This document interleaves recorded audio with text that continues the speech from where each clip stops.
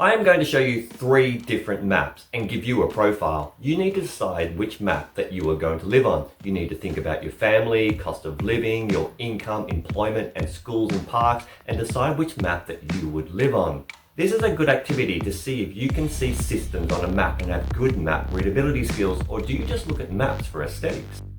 Now let's do your profile. You are 34 years old. You have a partner. They are 36 years old. You also have 2 children. One is in primary elementary school and they are 7 years old and they are a girl.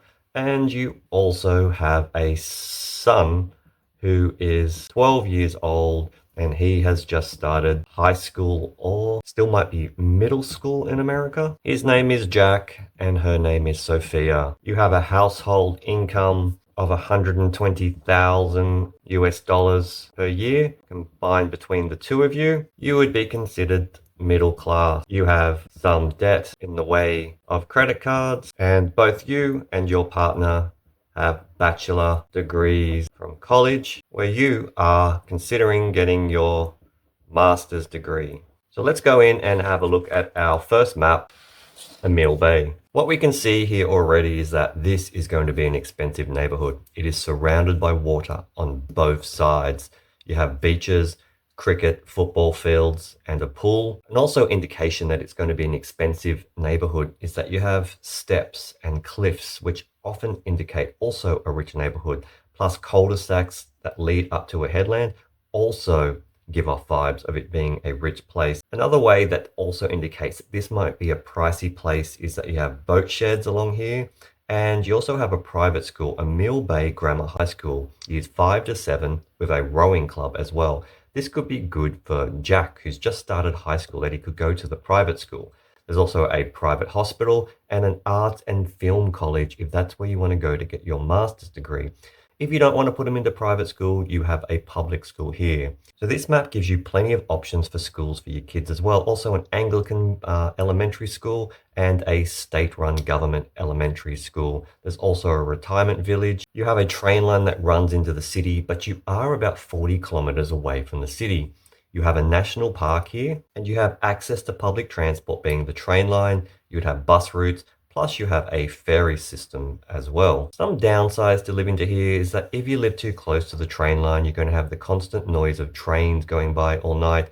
Too close to here, you'll have ferries that are honking. You'll have some traffic that will come through to go to the tourist destination of Fort Sandwich. So with no major highway coming through and just an arterial road, you may find that traffic gets banked up. You do have this highway coming through with no tolls that are shown in the area at all. You have lots of parks and sporting facilities, including ones around the beach. You have a skateball here, a basketball court, netball, football field, soccer, a cricket pitch. You also have some memorial gardens over here with a conference hall and a rotunda. Plenty of walking trails, as you can see, and a nice monument you can walk up to. You can also take the boat over here to go to the lookout or have picnics on Little Santon Beach. There's squash courts, community hall, there's a dive site, an NFL academy as well. This would take up a large portion of your household income in rent if you chose to live in Emil Bay. Would you consider this one? Let's move on to the next one.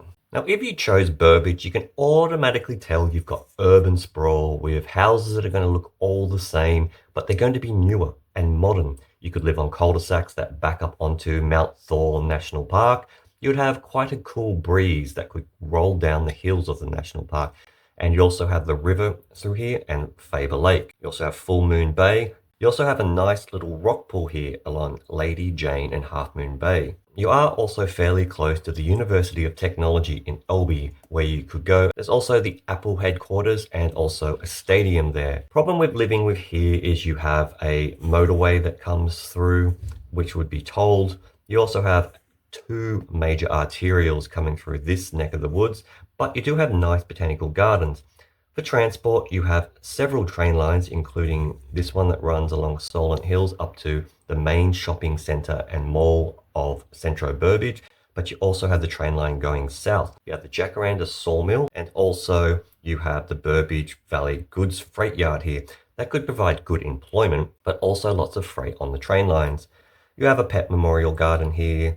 You also have more industrial and a caravan park, but you do have a country club, which could indicate there is some wealth to this area. But in the way of parks, you have the botanical gardens. It doesn't look like there's an abundance of parks, but if you choose to live here, in this section, you do have football, a dog park, playground, a hall, and a lake, and an oval. There is a public school in this area that is not yet built, hence why it's not shaded in, but you can tell the area doesn't have a lot of wealth because there's no upper class private schools. So if you're okay, you are middle class, you have a state high school here for Jack to go to, or a Catholic high school here. There's also a sports high school if you think your kids are into sport. There's also a middle school here if you want Jack to be separated from the seniors. In terms of shopping, you're looking at going to the Centro Shopping Village. There's also an IKEA supercenter here. There's also one closer to home if you choose to live in the urban sprawl here.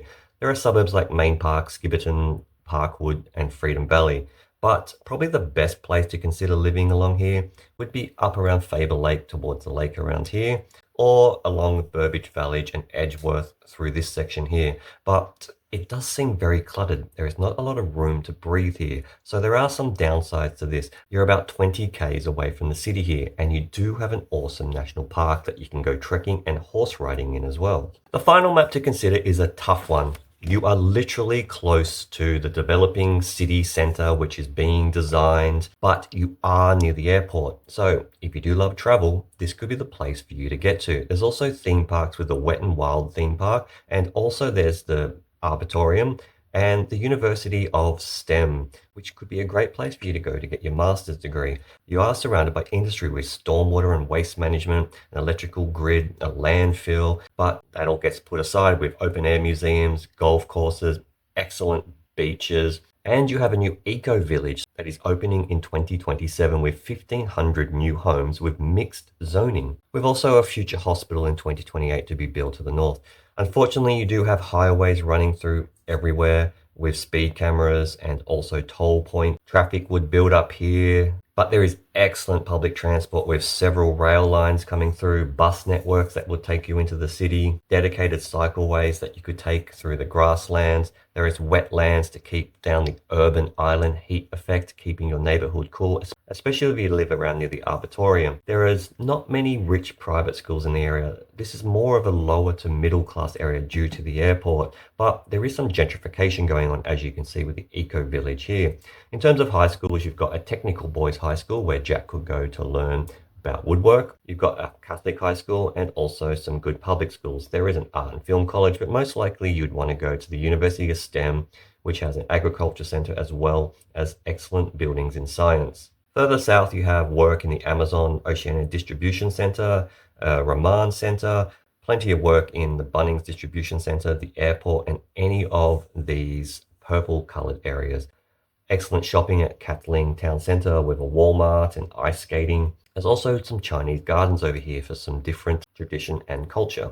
You have a nice walk through here where you and your family could start off at the Arboretum, walk through here, and come through here, and you can end up at the city velodrome or the city minister's gardens.